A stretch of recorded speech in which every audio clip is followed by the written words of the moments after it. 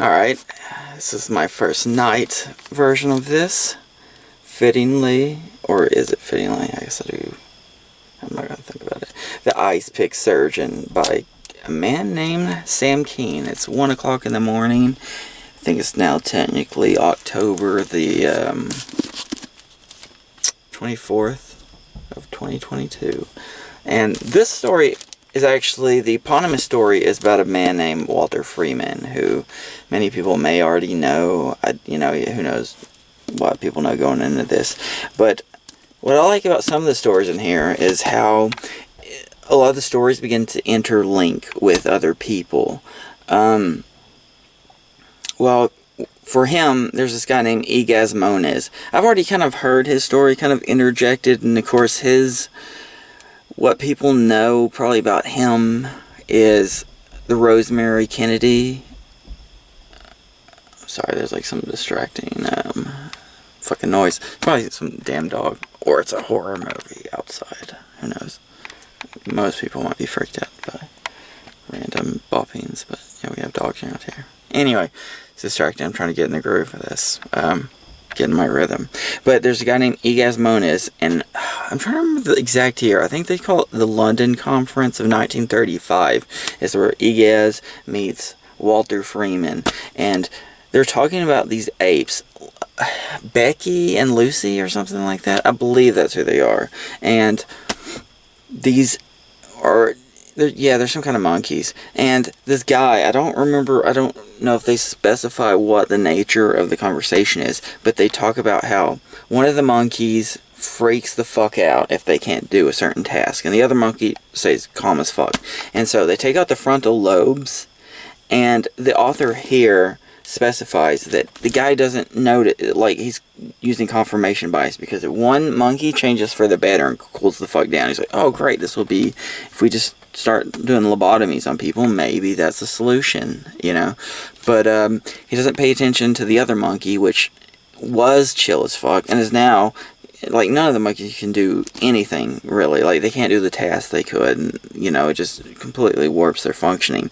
But it does show one of them out, the other one not so much. Because, as the guy in here states, when you have the limbic system tied to the frontal cortex is for the reasoning. And so his, I guess, theory is that when you split that, the limbic system, the emotions, can no longer push emotions onto the reasoning. But as this guy points out, the reasoning can also tamper down on the emotions, so it fucks with that whole system. So, but in those days, all they had were madhouses. Yeah, I don't know how long that system's been going on, the madhouses system, but, there was a time when you had to either keep people with the family, or you'd have to put them in a madhouse. But the madhouses, there was no solution. It was like how they treat, people are worried about prisons, where just these people not really being rehabilitated are just stuck in there. So Walter Freeman came in there where his motives seemed genuine. He wanted to fix people. He wanted a solution, because he had two jobs. One of them was as a teacher, which he loved, and he was like this ostentatious speaker, where apparently students would just bring their girlfriends and shit to listen to him. But his other job he hated, which was worked in the madhouses, So he's like, all right, I believe he got the lobotomy idea from Moniz, and I mean, I don't remember. I think the success rate is probably under 50%. But he was just so convinced. He would just go in there and he checked up on people more than Egaz did, apparently. But anyway, in 1950, chlorpromazine came along. That was 1950, and changed the whole game. And so the book argues that's when he stepped, there's like a moral, if not gray, maybe even beyond gray area in morality, to be like, dude, we have a much better solution. You no longer need this. And I'm going to go ahead and jump into this, because it doesn't just focus on his story. That's the eponymous story, if that's the way you would use that word. Sometimes the way eponymous is used kind of confuses me, but it is the story the ICEPICK surgeon is referring to Walter Freeman. Now, other stories in here. Oh, and I should go ahead and talk about this book a little bit. Maybe we can get through it. Now, some of the language in here, let me just show you one. Well, let me show you. Alright, here's a cool graph I just managed to jump to. Who is this about? slave. Oddly enough, this drawing is by William Blake. Alright. But let me see if I can find something that separates, because I thought these graphics are cool, because each chapter has its own representational graphic. Like, there's a one about, see, here's a tombstone, because this one has to do with, grave robbing. See, Burke and Hare, they're famous serial killers for you true crime guys. And there's one where it talks about Edison shocking, animals, and so it has little electrical signals. Let me see if I can find another one, though. Alright, that's one thing about night. It does seem like it's hard for me to focus on the text, so I'll have to be careful about that later. And I probably won't do too much. Alright, so see, here's where they're talking about vaccines, and you can see a little vaccine needle. That's I like that. I think it's pretty cool. So I just wanted to point that out. What is this one? This one, so I can kind of remember just by the story, but... Oh, okay, so this has to do with the spies. Just by the fucking graphic. I thought that was cool. Some of the... Let me get this refocused, goddammit.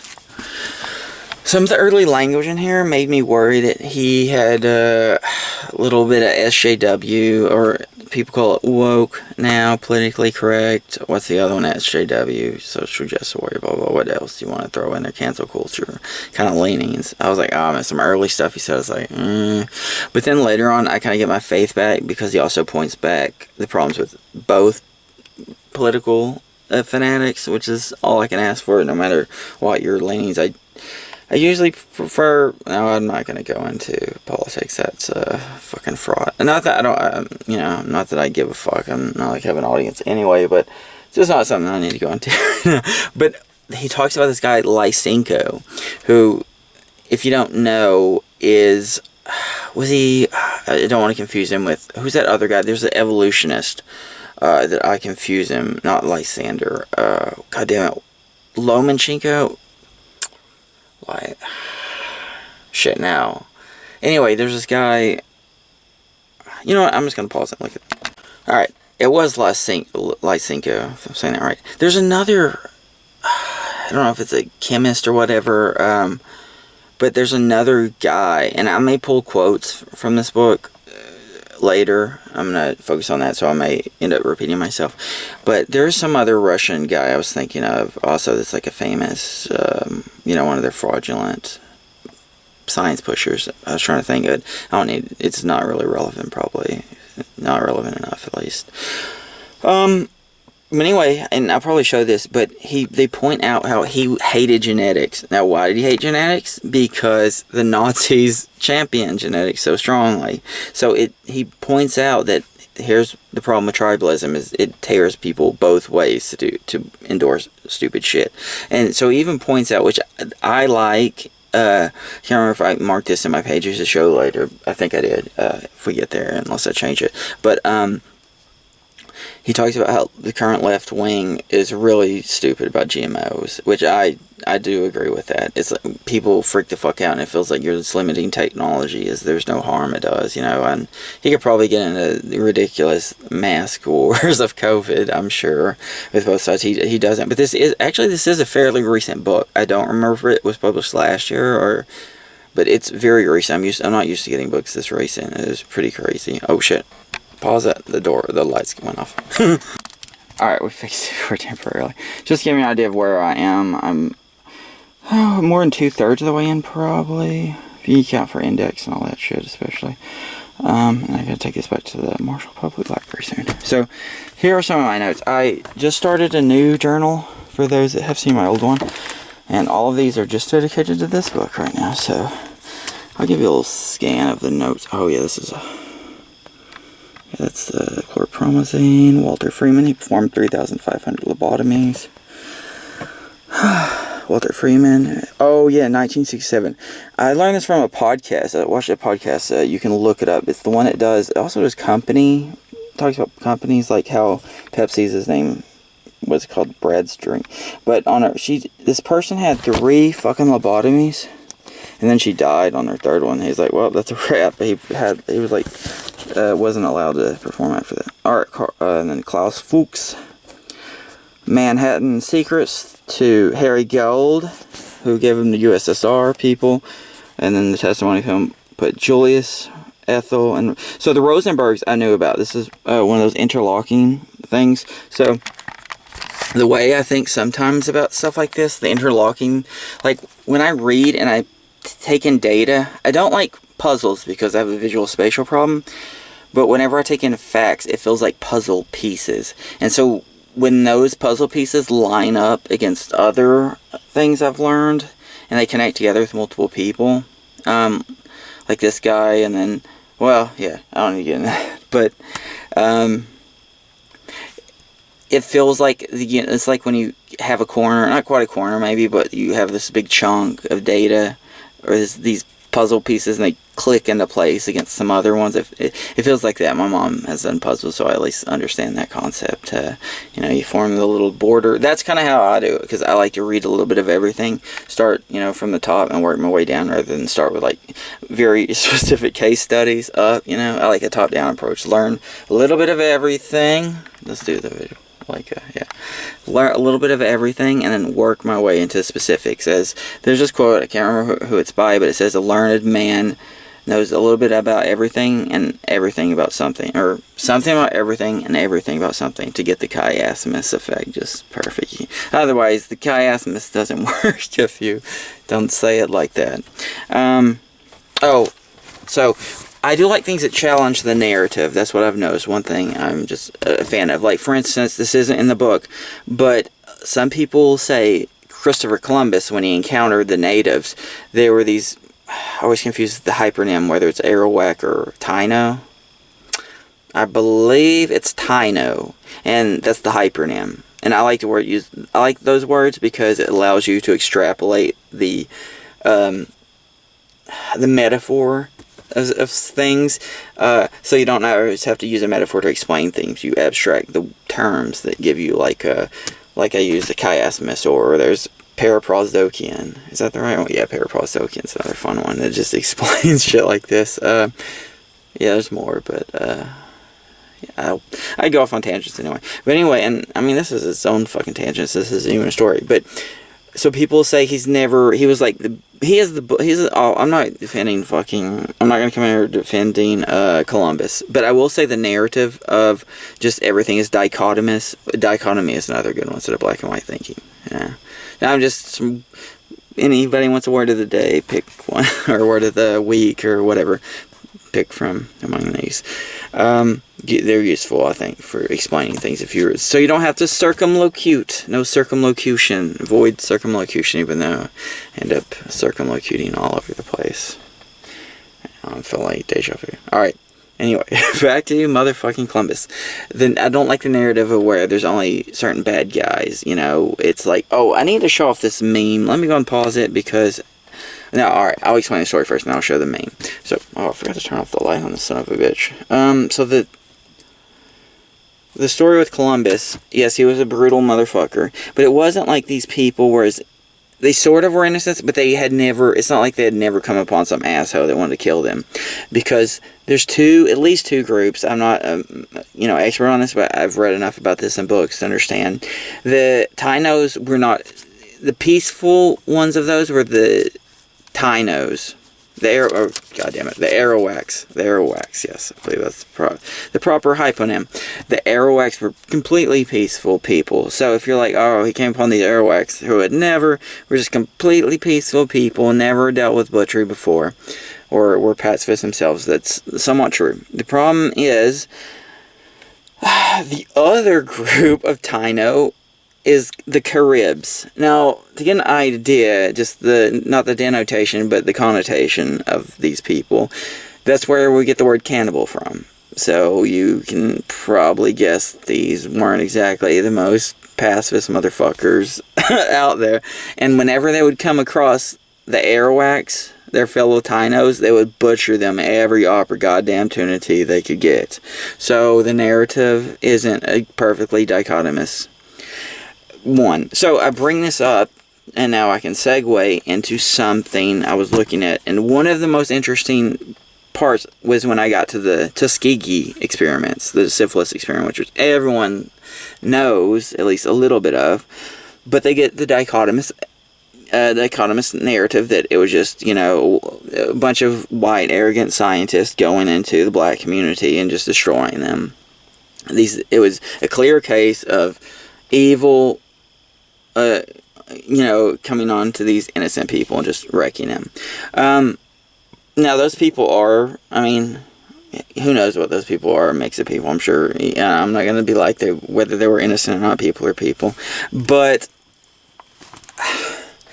that's not exactly all there is to it. For one thing, penicillin, when these studies started, penicillin wasn't on the market. Once penicillin came on the market, and also there's this guy who, because I'm not really planning this out, there's a guy named John Cutler who you should look up, who was not only involved in this, but even worse, more morally, should I say less ambiguous case of the Guatemalan studies, the Guatemalan syphilis studies, where, I'm going to tell you, John Cutler, okay, he was a similar guy to Fritz Haber in moral uncertainty. I don't want to go into Fritz Haber, look him up, he's very interesting in himself. Saved some lives, but also caused a lot of death as well, and so it's like, you know, on the utilitarian, you know, if you're going to use the utilitarian ethics, you know, it's mathematical morality. But John Cutler, well, he would do things like he was very good for the gay community early when the AIDS epidemic broke out. He was defensive of them, and he did some other things. I don't remember. I need to go back and read that part about all the things he saved lives. They even build him up. It's like, oh, look at all these lives he saves. However, there's one specific case, I mean, it's not a one-off, but he held this woman down. She was dying, this dying Guatemalan woman, and he rubbed gonorrheal pus into her fucking eyes. Brutal motherfucker. I mean, at least in that case, you know, but that's one of, I mean, there was other cases. He would just, like, people in madhouses, he would just, like, you know, try to fucking inject their cock with gonorrheal, you know, maybe it's like syphilitic material, and just... Anyway, the first woman, like they said in the book, he makes this joke about that one sane person was the nut job who, when they tried to do that to his dick, jumped off the table and ran away, you know, just, I mean, you can't consent to that shit. But because they were Guatemalans, it was okay, I guess. But I mean, he even justified some of his stuff. He hid those studies. A woman named Susan Reverby, who I have written down, found his abdicated studies in 2005. He had already died in 2003, so he couldn't, you know, be held accountable. But even she was reluctant to call him a monster to give you, and after reading about that shit, because it was hard. It's not an easy, you know, case. And I actually talked to somebody online about this, about moral gray areas, and they're like, this, like, such and such act is not a moral gray area. I'm like, yeah, but the reason people are considered morally gray or ambiguous isn't a series of morally gray actions.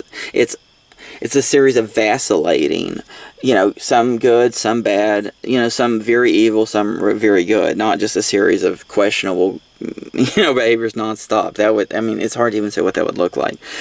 So that's not, you know, it's a modeled, yeah, it's a modeled life that when pushed together, it turns into a gray mass. If you were to, you know, it wouldn't be like a gray blob. It would be like, if it was a sketch, it would be a black and white sketch, you know, but it becomes gray when you push it all together. Alright, so anyway, and I'm going to go and show you this, what I found some of the stuff I found interesting. For one thing, I'll write it down here. Alright, I'll get it. Eunice Rivers. The people in... I wrote it somewhere. It don't matter. But anyway, the people in the experiment, they weren't actually infected. They were actually just left untreated. So that's a common misconception. However, in 1969, the U.S. government considered shutting the whole project down. So why didn't they? Well, the Macon County Medical Society, consisting mostly of black doctors, voted to keep the Tuskegee experiments going, so the people in their own community. And who was the keeper between the black community and the white doctors? A woman named Eunice Rivers, who blocked people from getting treatment. Alright, so if you want to look up Eunice Rivers, she is a black nurse. And upon her death, her husband changed, let me see if I wrote it down. Anyway, her name was hidden. On her tombstone, they changed it to Eunice V. Laurie, her married name. And that's not what she was known for, so she was proud of her accomplishments, did a good job of hiding it. The book actually, the author, and here's one of the parts where I kind of worried about him. He went to great lengths to justify, almost attribution errors, I would argue, that what she did, not that he was like, it's okay, but it did look for justification, be like, oh, she was forced to, because she would have lost her job otherwise, that she had to, kowtow to these white doctors. And I feel that he's almost trying to play into the narrative, which I don't like, even though he's giving me substance to fight, the stupid, narratives like that. But I think that's bullshit, because what about the other doctors involved? I'm sure they all could have justifications if you want to hyper focus on them and who they are and what kind of life they led. They're not probably evil people either. They could be made up of people like John Cutler, who also did questionable shit. I think almost all human beings, that's like my narrative, is almost all human beings do questionable shit. They do some good shit, they do some bad shit. They want to be seen as good. What is it? There's actually a good quote. It's everyone is beautiful, but to appear so is a lot more difficult. Or something essentially like that. Like everyone, did I write this down? I really did like that quote. I can't remember. It is easy to be beautiful, but difficult to appear so. Yeah, I like that one. Alright, now, there's a whistleblower for this case. This is the last thing I want to say about Tuskegee, because a lot of people already know about it, and yeah. The whistleblower happened to be, according to this, I looked up this guy. What is his name? It doesn't say in the book. It's like Peter Ruxton or something. I had to look it up. They didn't mention in the book. But he even says in the book, the one whistleblower was this white male Republican libertarian that was a member of the NRA. So if that doesn't just, shit all over the net, it's like perfect for just shitting all over the typical narrative you get with these things, which amuses me. Yeah. And they talk, let me see where I want to go after that. I feel like that was such like a, important point I want to get across. Like, it almost makes me want to just like cut to the, because I don't want to just give everything away. Like right now I'm reading about this guy named, let's see, where is he? Henry Murray. And he idolized I almost said philosopher, psychologist Carl Jung. You could argue maybe both. Carl Jung. But then he changed his focus. He was like, well, Carl Jung isn't actual discoverer of the subconscious. Herman Melville of Moby Dick fame is. And so that Melville became his new role model. And he even drew a white whale or painted a white whale on, I don't remember if it was a study door or his medical facility where he taught or whatever. He taught at Harvard, I believe. Anyway, this guy was he started running, here we go with the goddamn lights again. One moment. Oh yes, this is perfect. Perfect, what do you call it? Lighting, mood lighting. I'm waiting for the doors sometimes, like, you have to let them, like, I want to say load up, but, like, for them to register, keep them closed for a little bit. So I figured I'd just talk instead of doing that. Yeah. So I still got to show passages from whatever. Alright. But there's some few people I was thinking about talking about at the beginning. I'm just going to cut that out. If you want to read this book, there's a guy named William Dampier. There was an interesting case, though, about this guy named Charles Byrne. I'll go and tell the story.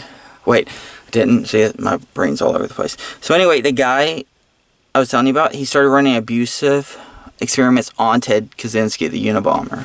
So they talk about that. But I'm going to jump back. There's this guy. Who is the guy? Anyway, the Charles Burns is this guy who was known as the Irish Giant. And I think the guy was named John Hunter. Fuck it, you can look it up, if you want to, if I get the name wrong. I think it's John Hunter, because, anyway. There were these anatomists back in the day. God damn it, I don't need to get into all of that. That's going to take forever. Being some goddamn story. This will be like an hour long. But back in the day, the William Hare, William Burke, they were looking for dead bodies all the time, and you could just sell them to medical establishment, so it became, you know, people would have their bodies dug up all the time. So there's this guy named Charles Byrne. He was the Irish giant, I think was. And so this guy John Hunter became obsessed with his body. He not like that has like a sexual connotation. Maybe this is even weirder than that though. More like not necessarily necrophiliac, but some kind of a necrophilia, and like if from a semantic sense maybe. He wanted his body. He wanted to like experiment with, just see like, oh, this is this, you know, this huge dude. What would his body, you know, look like on the inside? And so the dude, he came to the dude, he went right up to this guy, Charles Byrne. Is it Charles Byrnes or some? No, yeah. I don't want to get focused on that. But he went up to him like, dude, can I just buy your body like ahead of time? And he was so freaked out by this that he told all his friends to make sure this shit would never happen. None of the Anonymous would get his body. So him and his friends, when he did die, it wasn't much longer because he has thyroid issue or I forgot what it is, pituitary gland or whatever it is, hypothalamus, one of those, it fucks you up, gigantism. He died pretty early. I don't think he was Club 27 exactly or anything, but it fucked him up, and he died, and so they all banded together. And as they were taking him, they went with this undertaker guy, and he was like, I know a place to hide the body while we go and get some food or something. And so they go get food, and they carry the body the rest of the way there to like throw it in the water or whatever. I think that's what it was. So what had actually happened was the motherfucker, John Hunter, had paid off the undertaker, and they switched the goddamn body. So he did get the dude's body. It was so fucked up. And takes it back. I mean, in some ways, it doesn't really bother me, because once you're dead, it's just a shell, you know? But people back then had these weird religious hang-ups. Not like we have those anymore. But he took the body back to his lab, but he didn't. In some ways, it sucks for medicine because he was too afraid to, I think, fully dissect it. Let me focus on here. He was too afraid to fully dissect it, and so he just like melted it with acid. And so I think they did preserve the brain because there was something they didn't realize what caused the gigantism, and so they preserved his skull, I believe, because they said somebody else took it apart like 100 years later and figured out what caused that. And he says we would have had a medical heads up if he would have been the one that had done it, you know, instead of him being so afraid, you know. So who knows if that's, I don't know if that really set science or medical science back too much or not. Is there anything, that might be all the stories I need to tell. I do want to show some excerpts from the book, so let me get the lights back on for that. Is there any, I'm trying to think, it's probably, yeah, I've told enough stories probably. There's more shit I could talk about that's interesting from this book, like the guy, the Harry Gold or whatever, and him, in the interlinkage with him and Ethel Rosenberg's, who we know was executed. I think I talked about a little, something Greenglass now, David Greenglass, that sounds right. Anyway, let me cut it real quick. Alright, so what's interesting, the Bone Wars is something I didn't learn about. I was looking through my book, the Bone Wars is something I didn't learn about until I read this book, which I'm surprised. It's actually really fascinating, so check out the Bone Wars. Anyway, here's Dr. Robert Knox, who is involved in the Burke and O'Hare serial killings, and I just want to show this poem I liked. Burke's the butcher, Hare's the thief, and Knox the boy who buys the beef. Beautiful. And then they talk about John Hunter, who apparently this dude was not as brilliant as. Cut! Alright, I'm glad I'm actually getting to show you, because I went through my notes, like, man, I'm sad I don't get to talk about this, but it looks like I'm going to actually get to talk about it, because I put it in my notes, or my outline to be talked about here. At shown film. Alright, so anyway, they talk about how only the poor were dissected usually in the back in the day, and because the poor alone were undergoing dissection, then the doctors learning anatomy on them had a skewed view of what those glands should look like. There was systematic error in their science. This wasn't just an academic work either, it had real deadly consequences. In the 1800s, scores of babies started dying for what we now call SIDS, sudden infant death syndrome. Naturally, doctors wanted to know the cause, so they started performing autopsies on SIDS babies. They noticed that most SIDS babies had one gland in particular that looked enormous, the thymus glands in their chests. In reality, those were normal thymus glands. They only seemed large compared to the wilted thymus glands that doctors usually found in babies from poor families. These poor babies had often died of chronic and stressful ailments like diarrhea or malnutrition. SIDS babies, in contrast, died suddenly by definition, before diarrhea or malnutrition could wither their glands down. As a result, the thymus glands were normal size. And then it says they began blaming SIDS on hypertrophied thymus glands. So that's the problem if you only, test on one type of people, you miss out, So what did they do? Oh yeah, they began blasting people, fucking babies, with the radiation to fucking get their thymus glands. Thymus glands down. They'd fucking burn them, deplete their glands, cancer, they talk about radiation, all that shit. And so some of them get radiation, and shit as a result. So yeah. So eventually, and it talks about Jeremy Bentham. So, anyway, cut. Oh, this is fun just because I like... My last book was etymology of words, so I just thought this was interesting. They talk about how electrocute hadn't caught on as a word yet, so they had other words when Edison was coming up, had a way to electrocute people to death. The public responded as suggesting electricize, volticus, blitzentod, electrostrike, and was that one? Electrothnesia? Or anasia? Oh, electrothnesia. Okay, yeah, I get it. Oh, Westinghouse. I have heard that one before. Alright, this is just... I already talked about this, but just to give some sources for this. This is Nurse Eunice Rivers, who's the liaison fuck that word sometimes, for the black community during the Tuskegee experiments. And there she is. There. And then it'll talk about, her involvement. She was a one true indispensable person.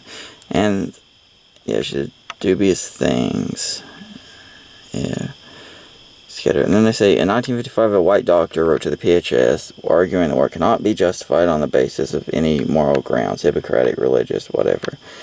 And then down here, you can see, where's the one I was wanting to show? There's, the U.S. government was considering shutting Tuskegee down, but the Macon County Medical Society, which consisted almost entirely of black doctors, voted to keep it going. In fact, doctors, they were supplied with a list of patients they would withhold antibiotics from the men and refer them to Nurse Rivers. Bullshit, man. Tuskegee. Tuskegee. Alright. This is the woman I talked about in Guatemala. Her name was Bertha. I'm going to go and read this one to you. The most wrenching case at the asylum involved a woman named Bertha. Her age and the reason for her confinement are now lost. But in February 1948, Cutler, that's John Cutler, injected syphilis germs into her left arm. She soon developed lesions and red bumps there, and her skin began peeling off. Cutler nevertheless denied her treatment for 3 months, and by August 23rd, Bertha was clearly dying. Clearly dying. I didn't mean that to have that kind of melodramatic delivery. Apparently, believing that he could do whatever he wanted now, Cutler proceeded to inject gonorrheal pus into her urethra, eyes, and rectum, then re-injected syphilis for good measure. Within days, Bertha was weeping pus from both eyes and bleeding from her urethra. And her fate? She died August 27th. So when did he start? August 23rd. So within 4 fucking days, she was dead. Oh, actually, no, I guess it went back before then. Was it? So it started in February 1948. Anyway, yeah, it's fucked up regardless, man. Brutal shit, dude. It's hard to do this with the shadow, so I'm having to be careful about how I do this. Alright, anyway, I think I have 1 or 2 more. Hold on. Oh yeah, so I believe I was talking about how narratives need to be upset. So this one, actually, this is probably the narrative I want to necessarily focus on, because it's potentially, I'm trying to get the best light now, anti-vax, but reading something in here, it does feel like if you read this, it would give way to anti-vax people. And I do know a friend of mine who is, people would classify her as anti-vax, maybe. She actually works in the medical field. And not that she thinks it is bad, but she just thinks that people are just so, stuck up their ass about whether it is completely safe with this new vaccine that hasn't been tested like other ones. I don't want to get into that. That's not my battle. I just want to discuss. I just want to have a conversation. But anyway, I'll show you this. I found interesting. Alright. late 2010s, a promising new malaria vaccine appeared, and the World Health Organization, WHO, began testing it in Malawi, blah, blah, blah. To be sure, this vaccine, called Mosquirix, wasn't perfect. In children under 17 months old, it cut malaria rates by only 1/3. Compared to control groups, it also increased the risk of meningitis by 10 times. And, for mysterious, continue at the top here, reasons, doubled the overall fatality rates of girls. Sounds brutal to me. Still, even taking these dangers into account, Mosquirix has the potential, who knows what I'm saying there, to save well over 100,000 lives in Africa alone every year, so perhaps worth it, but still. The deployment of the vaccine, however, struck many critics as underhanded. Bureaucratically, blah, blah, blah, the vaccination program, instead of a research activity, worse, officials didn't inform parents about the increased risk or fatality rates.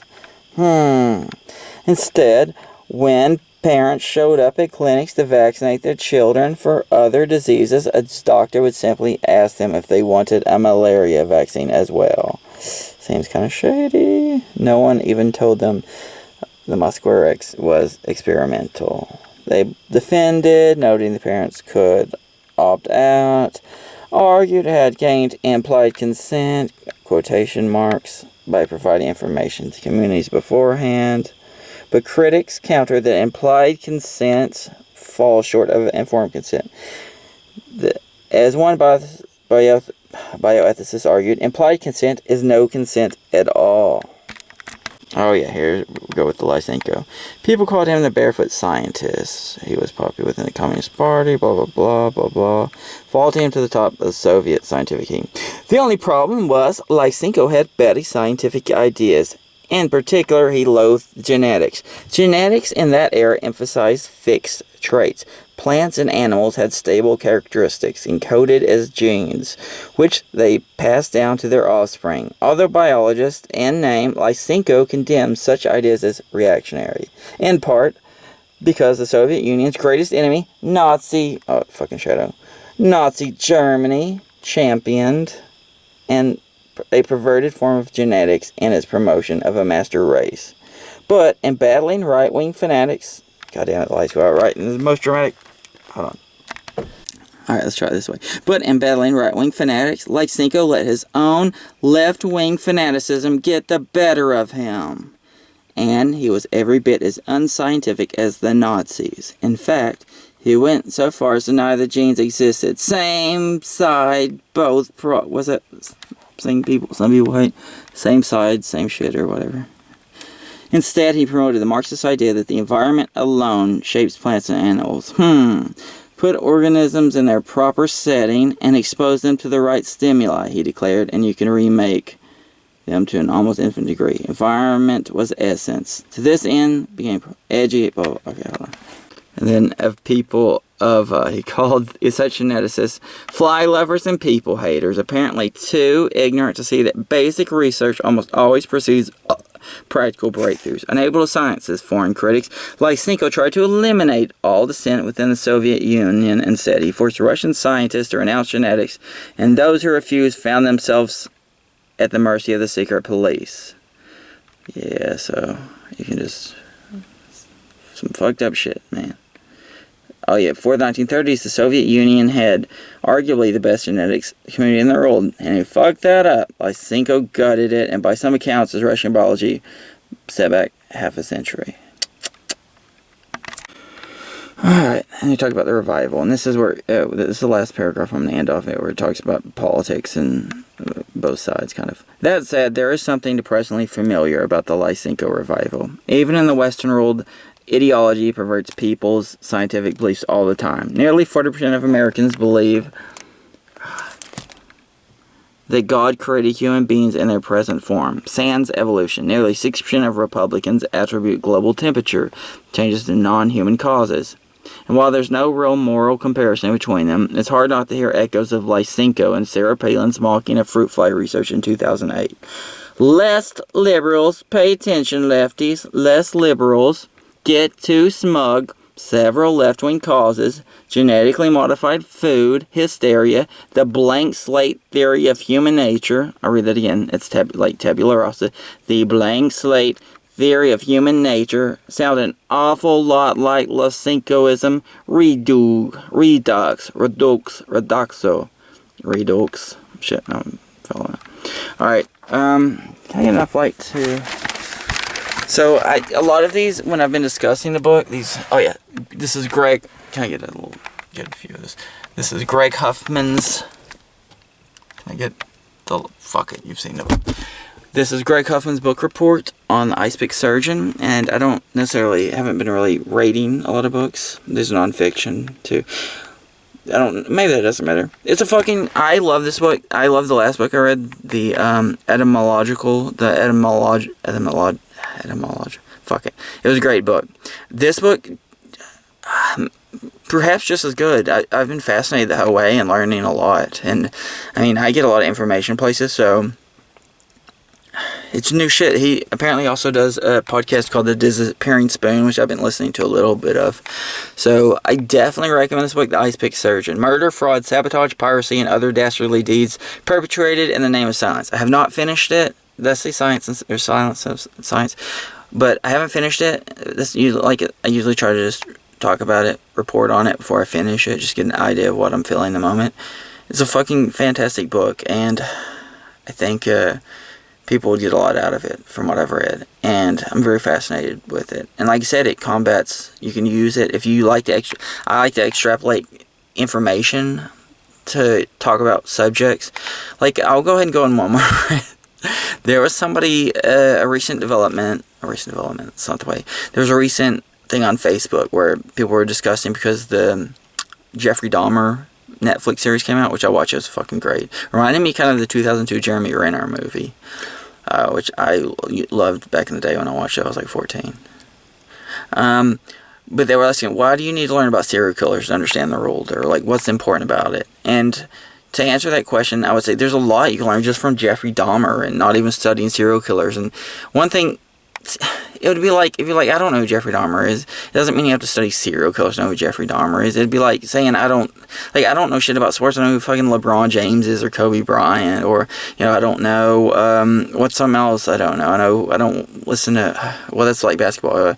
I don't know fucking football, and I know who Troy Aikman or something. Just like, there's certain people of in the field, even if you, like, the top of the field, like, even if you don't study science, you know who the fuck Albert Einstein is, or maybe even Richard Feynman. Maybe he's a little bit more obscure, but I mean, who fucking Einstein is, at least. So I think Jeffrey Dahmer's right up there, other than Jack the Ripper, who the fuck is more notable than him. But just studying his case, you can learn not just about, I was like, if you've been on a date with somebody, you'd probably, I think people overestimate that. There's that, was it Dorothy Parker quote, where the biggest fear women have is they're going to be murdered, and the biggest fear men have being on a date is being laughed at, which again means men are more reasonable, or was it the joke is like more realistic, you're more likely to be laughed at than killed. That's kind of a joke, but, or is it? I don't know. Anyway, jokes aside, you can, like, you can compare, you can look for red flags in people, as, what you see in serial killers. You could probably apply, does this person seem like a sociopath or something? Or you look for, it just gives you new insight, psychological insight, not just that, but into the victims, how the victims fall for it, It puts you in a safer position. And if you look at the Jeffrey Dahmer case in particular, you would learn a lot about police, not necessarily, police corruption, bringing people, just how he got off so many times and how the police just didn't give a shit. You learn a lot about the police system and, like, the whole Synthesis phone, if I'm saying his name right, man, that's always stuck with me, just brought dude back just because of the, it's the one time fucking being gay worked in somebody's favor when they were bigots, is that case. And I need to quit going on about this, but there's so much you can extrapolate just from dark shit. You can learn about human nature and apply it, and even if you don't care about, I hate to say people don't care about psychological insights, but I mean, either into it or not. I don't need to make its case. Yeah, great book. If you want to learn some shit, totally recommend it. The ICEPICK Surgeon by Sam Kean. Peace out.